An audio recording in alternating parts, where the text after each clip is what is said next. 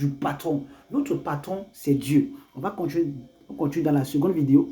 La première s'est arrêtée instantanément. Alors nous sommes dans la seconde vidéo. Alors comme je le disais, n'est-ce pas, notre patron c'est Dieu. Dieu est notre patron. C'est lui qui décide de toutes choses. C'est lui qui permet toutes choses. Comme c'est donc lui qui permet toutes choses, c'est lui que tu dois aller voir. Bien aimé, apprenons à aller chercher auprès de Dieu. Mais beaucoup de personnes, dès qu'ils ont des ambitions, ils veulent absolument, ils veulent avoir la guitare, avoir le piano, avoir... Non, commence avec ce que tu as. Et toi, continue, reste dans la prière.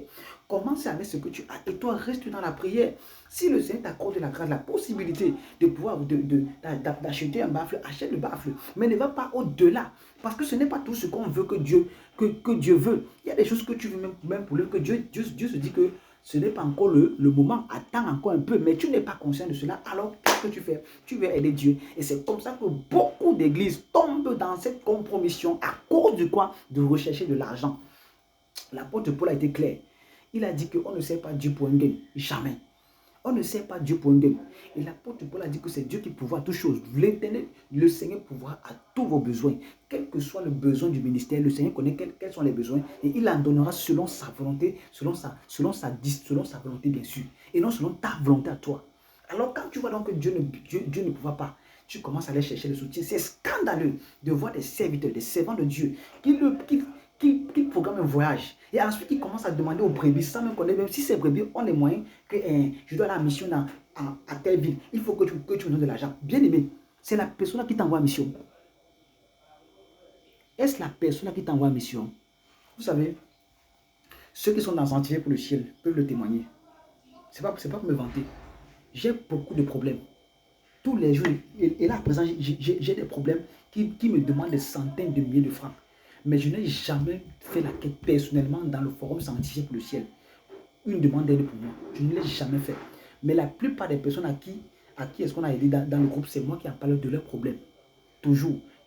On a eu des cas dans sanctifié pour le ciel qu'on a repris, pas au Cameroun, ailleurs, que j'ai mobilisé. J'ai dit, voilà, tel frère a tel problème de santé, problème de santé, plusieurs problèmes. On a résolu cela, mais mes problèmes, jamais.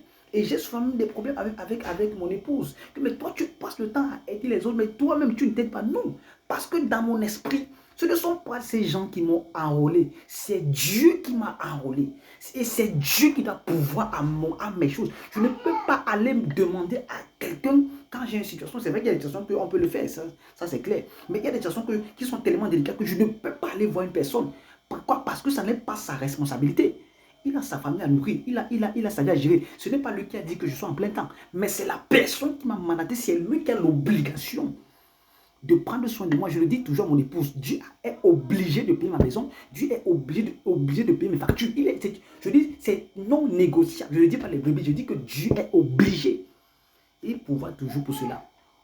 Et il pourra toujours pour cela, frère.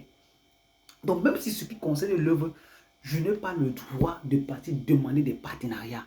Le Seigneur lui-même va envoyer des partenaires pour soutenir l'œuvre. Au moment que lui voudra, bien aimer, on ne court pas dans l'œuvre de Dieu. Je le dis encore, je le répète. L'œuvre de Dieu, on ne court pas. Ne court pas, frère. Tu as les ambitions, tu veux avoir la guitare, tu veux avoir ceci.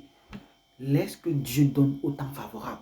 Tu veux voyager, est-ce que Dieu t'a demandé de voyager? Si oui, attends qu'il te donne le financement. Ne pas chercher le financement toi-même. Parce que quand les brasseries veulent t'envoyer en mission, tu n'iras pas voir ton oncle pour demander le transport. Il va te dire que celui qui t'a envoyé en mission, qu'il te donne le transport. Tout simplement. C'est pour cela qu'aujourd'hui, beaucoup de pasteurs raquettent les serviteurs de Dieu parce qu'ils ont des ambitions, ils ont des désirs, parfois qui sont contraires à la volonté de Dieu. Et comme Dieu ne peut pas financer là où ce qui lui n'est pas dedans, alors on cherche le financement parce qu'il faut que non, je dois voyager, il faut que mon église soit grande, il faut que j'achète 10 000 chaises. Qu'est-ce qui t'approuve que Dieu veut que tu achètes 10 000 chaises? Il y a tellement les témoignages légion. Quand Dieu est quelque part, frère, on ne fait pas des efforts. Tout c'est grâce. Parce que c'est lui qui permet toutes choses, frère. Beaucoup de gens sont étonnés, mais comment tu fais pour vivre? Parce que c'est Dieu qui a permis. Comment tu fais? Même dans ma famille, on est surpris. Comment? Mais tu ne te plains jamais. J'ai des problèmes, mais je ne plains pas parce que ce n'est pas une personne qui m'a mis là où je suis, c'est Dieu.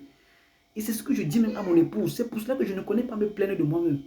C'est très rare. Il y a que des intimes qui peuvent savoir ce que je vis ou bien ce que je traverse. Des intimes, des gens qui ont compris là où Dieu m'amène. Si c'est que quelqu'un n'a pas compris, je ne peux pas partager avec lui les problèmes que j'ai. Amen. Alors frère, ce n'est pas de l'orgueil, mais c'est parce que j'ai mis ma foi en Dieu. Je connais des serviteurs de Dieu qui sont en plein temps, qui n'ont pas d'assemblée. Eux, ils vont nous faire comment? Qui n'ont pas de ministère. On les soutient comme ça souvent. Ils vont nous faire comment? Il y a d'autres qui ont la grâce, qui sont soutenus, qui chaque mois peuvent avoir un 50 000, même si c'est un 10 000, c'est beaucoup. Mais ceux-là qui vivent comme des oiseaux, ce n'est pas évident alors. S'ils ont dans des projets, ils vont faire comment? Bien aimé dans le Seigneur. C'est pour cela qu'il est important que tu saches aussi. On n'a pas besoin de l'argent pour faire l'œuvre. On a besoin de Dieu. Et c'est Dieu qui pourvoit tout ce dont on a besoin. Beaucoup de personnes me disent, ouvre une église. Beaucoup de personnes, frère, si Dieu ne me dit pas, je ne peux pas le faire. Je ne vais pas me lancer dans ce qui, là où Dieu va me laisser au carrefour, je suis désolé. Moi, je fais les choses selon le Seigneur. Apprenons à faire les choses selon Dieu. Apprenons à faire les choses selon les instructions que Dieu nous donne. Et non selon ce que nous désirons, ce que nous voulons. Oh, bien-aimé dans le Seigneur. Je ne veux pas être comme X ou bien comme Y. Moi, je veux être comme Dieu veut que je sois. Et c'est la meilleure chose.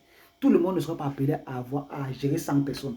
Il y a ceux qui sont appelés à gérer 2 personnes. Il y a ceux qui sont appelés à gérer 5 personnes, 10, 15 000, 2 000, 50 000. Chacun a un appel particulier. Il est important que tu reçois les instructions du Seigneur. Même par rapport aux finances, Dieu doit te dire comment est-ce que tu dois faire les choses. Et non que toi, tu te lèves et que tu ailles faire comme toi, tu veux.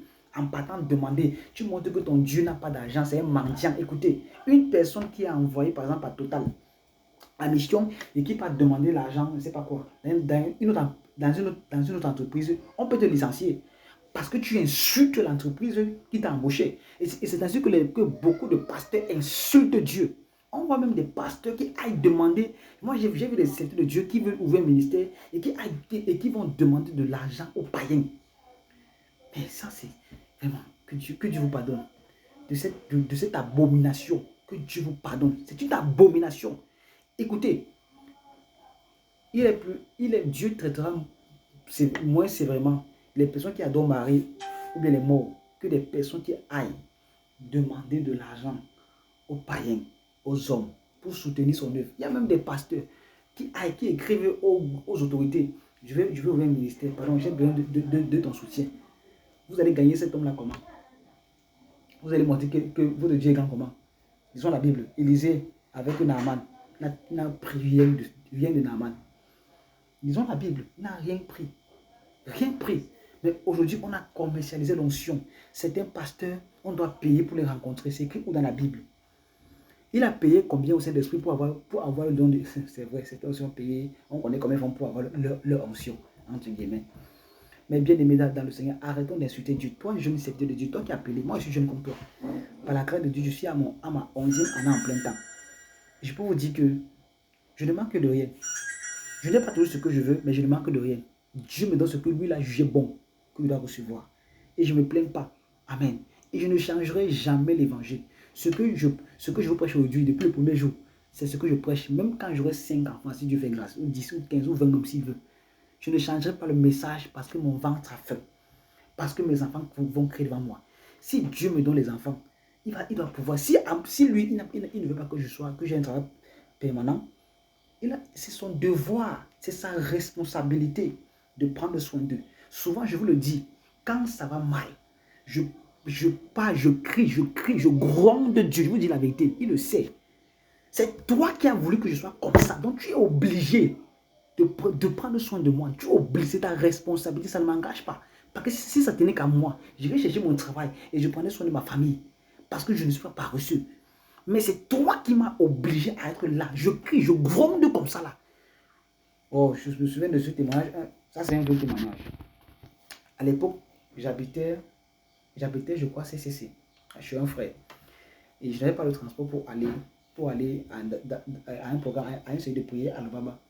Et ce jour-là, j'ai dit que je ne marcherais pas à pied. J'étais fatigué, j'ai dit à Dieu, je suis fatigué.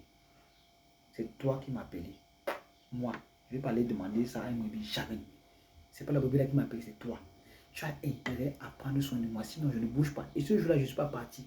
Et à la cellule, quand je l'ai fait, je n'avais dit à personne. Ça, c'est un puissant témoignage. À la cellule là-bas, le Seigneur a parlé. Allez dire à mon serviteur que je prends soin de lui. C'était le message qui est sorti. Je ne suis pas parti. Le Seigneur a parlé là-bas au programme. Je n'étais pas là. Comme si la soeur par qui le Seigneur parlait, il savait ce que j'avais dit à Dieu. Et le Seigneur a répondu à toutes les questions. Il a pourvu.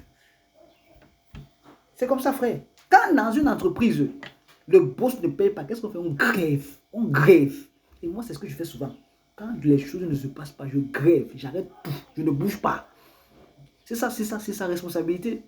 De prendre soin de moi, de prendre soin de ma famille. C'est parce qu'il a voulu que je sois en plein temps. Écoutez, quand c'est comme ça, ne partez pas déranger les gens. Ils ont le problème. Ne partez pas les harceler. Si tu es appelé de Dieu, va dans sa présence. Ferme tout, ferme l'église. Les bébés ne mourront pas. Arrêtez de les importuniter parce que les choses n'avancent pas. Souvent, Dieu veut voir ce défi-là. Souvent, Dieu veut voir la hargne que tu as pour son œuvre. Frère, si moi j'ai une assemblée et que les gens... Je ferme l'église. Je vous dis ça carrément que l'église est fermée. Je prends un temps, il faut que je parle à Dieu.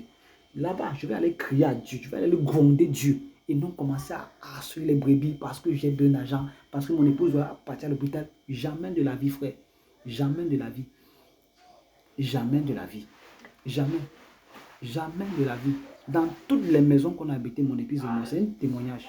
On a toujours eu des voisins qui travaillent, qui sont bien.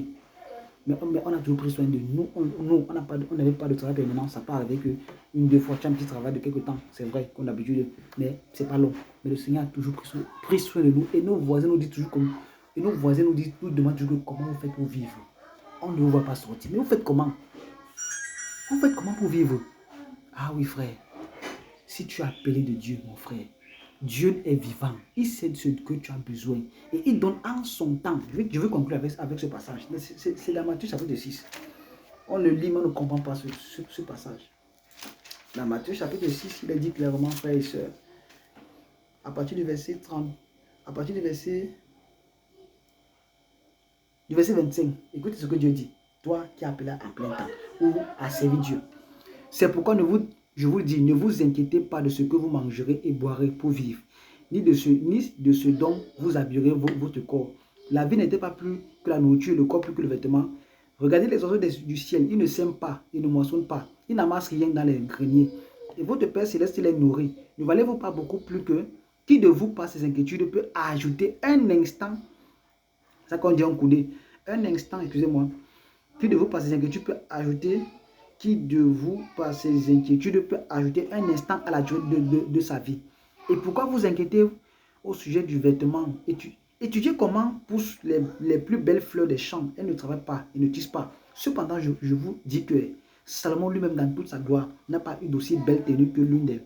Si Dieu habille ainsi l'herbe des champs, qui existe aujourd'hui et qui demain sera jeté au feu, ne le fera-t-il pas bien plus volontiers pour vous, gens de peu de foi? Ne vous inquiétez donc pas et ne dites pas, verset 31, que mangerons-nous, que boirons-nous, avec quoi nous habillerons-nous? En effet, tout cela, ce sont les païens, je vais dire comme c'est dit dans cette version, ce sont les païens qui recherchent ces choses-là. Oh bien-aimé, ces versets ne disent pas qu'on doit se coucher, l'argent va tomber du ciel, non.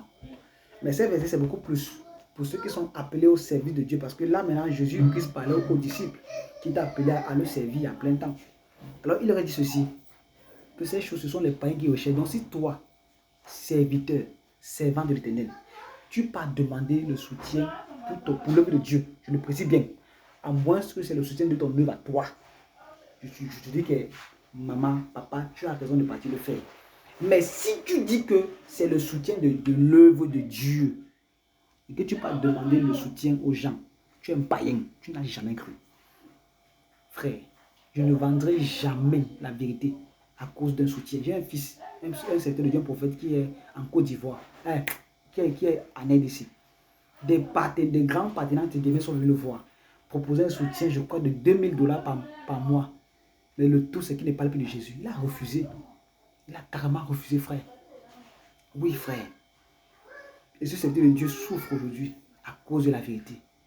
Je pouvais parler des autres, je ne parlerai pas toujours de moi.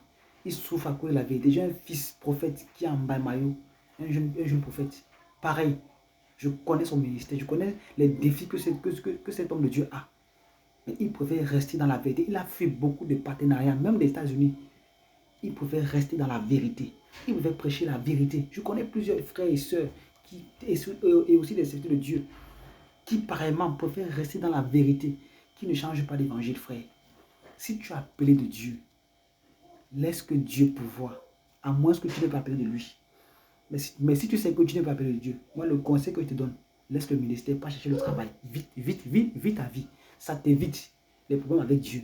Parce que si tu prends le nom de Dieu pour t'enrichir, tu auras des comptes à rendre à Dieu. Pour toutes ces âmes que tu auras dépouillées. Il vaut mieux être marabout dans le mensonge et escroquer les gens que d'être dans la vérité. Que de prêcher le mensonge dans la vérité et escroquer les gens. C'est pire, c'est terrible. Dieu va te juger sévèrement. Alors je vais encourager les frères et les sœurs, les serviteurs de Dieu, mes collègues, femmes de Dieu, hommes de Dieu, ne courez plus vers les partenariats. Ne cherchez pas ça de vous-même. Parlez à Dieu et il vous enverra les partenaires. Et il bénira votre ministère. Frère, on n'a pas besoin de se compromettre pour être élevé. Dieu élève, Dieu abaisse. C'est ce que dit sa parole. Que le Seigneur bénisse. Shalom, shalom, shalom.